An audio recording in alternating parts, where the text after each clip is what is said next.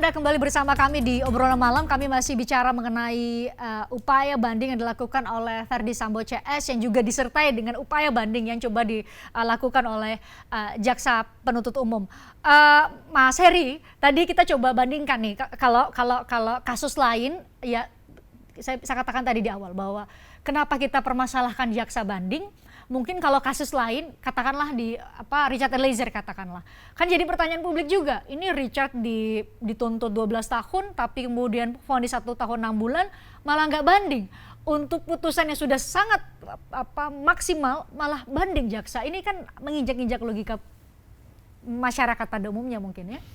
Iya, kurang lebih kalau kita memaknai sekilas memang sepakat di poin itu ya. Terutama untuk kasus yang tadi Mbak Pristian cuplikan, masalah Richard Eliezer. Itu kan antara tuntutan jaksa 12 tahun dengan putusan 1 tahun 6 bulan itu berkali-kali lipat jatuhnya, jauhnya. Tapi jaksa penuntut umum tidak menyatakan banding dalam perkara ini. Padahal perkaranya relate dengan perkara yang beberapa perkara yang kemudian akan dinyatakan banding juga. Nah, kalau penjelasannya hanya menyandarkan pada makna keadilan substantif atau ini dianggap sudah dimaknai sebagai keadilan bagi masyarakat juga, harusnya diterapkan hal yang sama sehingga tidak double standard tadi kan, sehingga orang bisa mengerti kalau ini banding secara logika umumnya yang dipakai dalam hukum kebiasaan kita bicara praktiknya, maka ini tentunya tidak akan ada pertanyaan besar semacam ini yang menyeruak ke publik kan. Maka penjelasan secara ya menurut saya agak abstrak ya ketika bicara keadilan substantif itu bisa dijabarkan, tapi kan penjelasannya harus detail ya. Keadilan substantif seperti apa dan bagaimana dalam proses ini yang sebenarnya diharapkan, dan poin-poin mana yang kemudian menjadi keberatan jaksa. Apakah kemudian jaksa beranggapan itu akan dituangkan di memori banding atau kontra memori bandingnya nanti, dan dianggap kalau disampaikan sekarang terlalu dini dan bahkan mungkin bisa jadi bahan untuk pembelajaran dari tim kuasa hukum yang akan berhadapan di pengadilan tingkat banding, itu mungkin saja bisa kita mengerti begitu ya. Tapi setidak-tidaknya ketika dengan alasan yang sama harusnya mengajukan banding dan harusnya tidak mengajukan banding, kemudian terbalik-balik ditentukan pilihan keputusannya oleh teman-teman jaksa penuntut umum sebagai institusi yang mewakili kepentingan korban, kepentingan masyarakat. Ya, saya rasa ini memang punya kewajiban hukum juga untuk menjelaskan secara umum saja, walaupun tidak menyentuh pada fakta-fakta hukum nanti yang akan disoal misalnya di pembuktian banding nanti ya. Gitu. Oke, Pak Gayus, apakah memang lazim dan pernah terjadi kedua belah pihak di pasal 67 KUHP sih semuanya, dua-duanya punya hak ya, para terdakwa dan juga pengacara negara dalam hal ini adalah jaksa. Tapi apakah lazim atau Anda mungkin pernah mengetahui ada praktik memang ada dua pihak keduanya mengajukan banding dalam waktu yang bersamaan, dan untuk putusan maksimalkah atau justru dua-duanya kurang, jaksa kurang dari tuntutan, tim pengacara tentu berharap juga semakin ringan atau lebih ringan lagi hukuman untuk terdakwanya atau kliennya? Kalau ditanya lazim atau tidak lazim, saya harus mengatakan tidak lazim bahwa jaksa banding terhadap putusan yang dinaikkan setingkat ya, tinggi maksimal, dan jaksa tidak banding ketika diturunkan demikian jauh. Kalau ditanya kepada saya lazim apa tidak, jawaban tidak lazim, tapi tentu hak dari jaksa. Nah, saya tadi menyebutkan bahwa banding itu kan satu upaya kontrol yang diselesaikan atau diadili oleh pengadilan lain, hakim lain di samping hakim yang saat ini berada. Kalau hanya tanggapan atau replik itu kan diputuskan oleh majelis yang sekarang dia berada. Ini oleh luar dengan media yang lain. Nah, oleh karena itu saya katakan apa yang disampaikan belum tentu apa yang diharapkan. Ini juga bahasa-bahasa yang semestinya memang juga tidak lazim untuk mengukur ini. Nah, dapat dibayangkan bahwa peradilan terhadap terdakwa Sambo CS ini memang akan menjadi sejarah ke depan nanti, ya, menjadi catatan sejarah yang saya amati yang tadi itu banyak hal-hal yang tidak semestinya terjadi. Apa itu? Bagi saya ada hal-hal pengaruh-pengaruh dari luar yang juga mempengaruhi situasi persidangan. Saya tidak mengatakan itu benar, tetapi itu terasa. Misalnya, Bagaimana Pak? suara-suara, misalnya kepada hakim, saya tidak tahu ini satu bentuk dari sisi mana yang untuk mempersoalkan. Ada video yang menyangkut ketua majelis bertemu dengan seorang wanita. Ini viral sekali ini, bahkan dicampur tangani oleh Mahkamah Agung. Maka menyebutkan membentuk tim khusus. Nah, tapi tim khusus belum selesai, sudah ada putusan hakim ini. Jadi saya katakan bahwa ini ke depan nanti akan menjadi laboratorium ini untuk mengecek. Lalu kejanggalan lain tadi saya sebutkan, dituntut 12 tahun, dihukum setahun lebih. Ini kan mungkin sangat jarang terjadinya ya. Tidak 1000 perkara satu ini, tapi kalau dibebaskan, saya katakan saya malah lebih tahu, lebih setuju, artinya logis. Untuk Richard Logisnya Eliezer kenapa? ya, Pak Gayus ya? Ya ini khusus untuk yang ringan, kan saya nyambung yang ringan tadi, yang sangat ringan, tuntutan yang berat. Kenapa? Artinya memang dia tidak disentuh oleh satu aturan yang menjadikan dia harus dihukum, yaitu perintah jabatan yang sah. Sementara pasal 2-nya mungkin dihilangkan.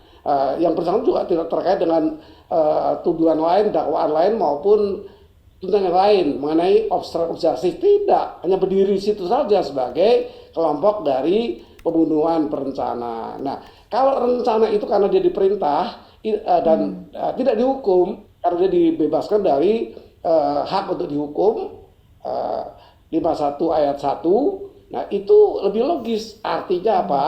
Yang bersangkutan segera dibebaskan, dipulihkan harkat dan martabatnya, juga tidak perlu mohon ke satuannya untuk aktif kembali, automatically dia sudah aktif. Nah, seperti pandangan saya. Jadi memang ini akan menjadi laboratorium anak-anak yang baru sekolah di ilmu hukum. Jadi ini akan menjadi lab setidak-tidaknya banyak lazim atau tidak, ya ada sebagian besar tidak lazim. Ya. Ini mahasiswanya Mas Heri nih yang siap melakukan kajian terhadap putusan Sambo CS ya.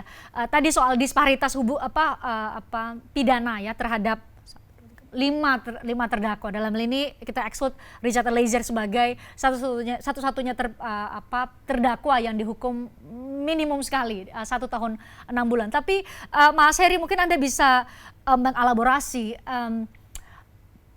unsur-unsur dalam pasal yang didakwakan terhadap keempat terdakwa yang saat ini mengajukan banding dengan apa yang sudah dirunutkan dimasukkan oleh oleh majelis hakim di dalam amar putusan. Kita dengarkan bersama bagaimana para hakim mengkonstruksi hukum dan kemudian mengatakan bahwa semua pasal terpenuhi, termasuk kemudian jatuhlah vonis yang kita dengarkan. Ada pidana mati 20 tahun dan juga masing-masing 13 dan 15. Mungkin Anda bisa melihat dari segi itu. Ya, sebelumnya kembali ke banding tadi ya Mbak ya, bahwa saya sepakat kalau banding yang diajukan jaksa itu kuncinya hanya untuk menciptakan putusan yang katakanlah menjaga putusan yang berwibawa ya, berkewibawaan yang menjaga kualitas dari putusan itu. Kalau dalam konteks Sambo Anda bisa lebih konkretkan maksudnya wibawa itu dalam bentuk apa? Ini yang kemudian nanti akan kita lihat di pengajuan banding tadi ya. Nah, tapi kalau dalam konteks tadi pertanyaannya untuk setiap putusan tadi, saya merasa begini bahwa hakim sudah memberikan ruang yang cukup ya bagi para pihak dalam pembuktian, menghadirkan saksi, ahli didengarkan, dan juga bahkan ada tambahan bonus Mbak Christian kalau kita lupa, kita ingatkan kembali masih ada yang namanya kemarin itu adalah pemeriksaan setempat yang diajukan oleh hakim untuk melihat faktanya, lokus deliktinya seperti apa sih. Datang ke TKP ya? Datang ke TKP untuk mendengarkan bagian dari keterangan yang menjelaskan tidak mendengar, tidak melihat, tidak tahu, dan lain sebagainya terkait dengan penembakan pada saat itu. Saya rasa itu poin yang paling menarik dari hakim dalam kemudian memastikan jalan tengah antara pendapatnya yang dihadirkan oleh tim kuasa hukum dan juga oleh jaksa penuntut umum. Saya rasa di situ dapat digali kebenaran materialnya secara baik ya. Kemudian juga dalam pertimbangan hakim, rasio disidendinya, saya rasa dalam hal itu banyak sudah yang dimasukkan oleh hakim keterangan-keterangan yang bahkan terakhir ditutup ketika bicara misalnya di Eliezer, walaupun tadi exclude ya Eliezer ya, mohon maaf ya, adalah sudah ada permaafan dari keluarga. Itu saya rasa adalah apa ya, puncak dari suatu putusan yang menjelaskan kalaupun diputus lebih rendah itu alasannya karena ada permaafan tadi.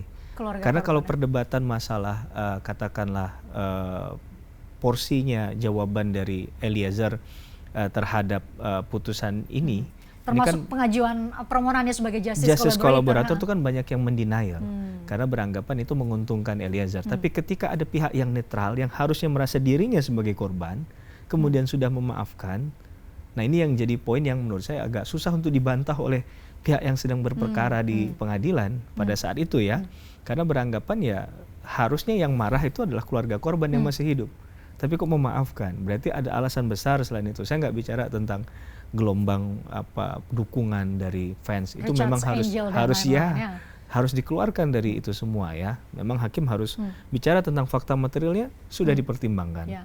Semuanya, hampir semuanya saya rasa, bahkan 5 jam kalau kita catat ya, kasus itu dibacakan oleh yang mulia hakim ketua pada saat itu sendirian membacakan, sehingga dia memastikan mungkin tidak ada yang terlewat dari apa yang dia ingin sampaikan, sehingga orang bisa membaca nalar logikanya secara utuh dan tidak disampaikan dengan bahasa-bahasa yang berat. Menurut saya lebih mudah dimengerti karena mereka tahu betul 3 orang hakim yang memeriksa perkara ini bahwa ini adalah perkara yang atensi publiknya luar biasa. Maka ada orang hukum dan non hukum yang akan memahami hal ini, bukan hanya tadi mahasiswa saya di Fakultas Hukum Universitas Tarumanegara saja yang akan belajar ini kan, bahkan seluruh Indonesia mulai belajar edukasi hukum. Dan ini adalah apa ya, perlawanan dalam tanda petik adekuasi relasi kuasa yang dari awal dimunculkan. Bahkan Menko Polhukam menyebut ada gerakan di bawah tanah mengenai yang mencoba untuk mengintervensi hakim ya. Bahkan disampaikan oleh Pak Mahfud demikian kan. Oke, baik. Usai jeda kita coba elaborasi dan berikan gambaran kepada pemirsa. Banding itu kira-kira serupa sidang di pengadilan tingkat pertama di Pengadilan Negeri Jakarta Selatan nggak ya? Mungkin sejumlah pemirsa yang sering hadir di muka sidang bertanya demikian. Apakah sama? Nanti kita minta para narasumber untuk menjelaskan pada kita semua. Usai jeda di obrolan malam.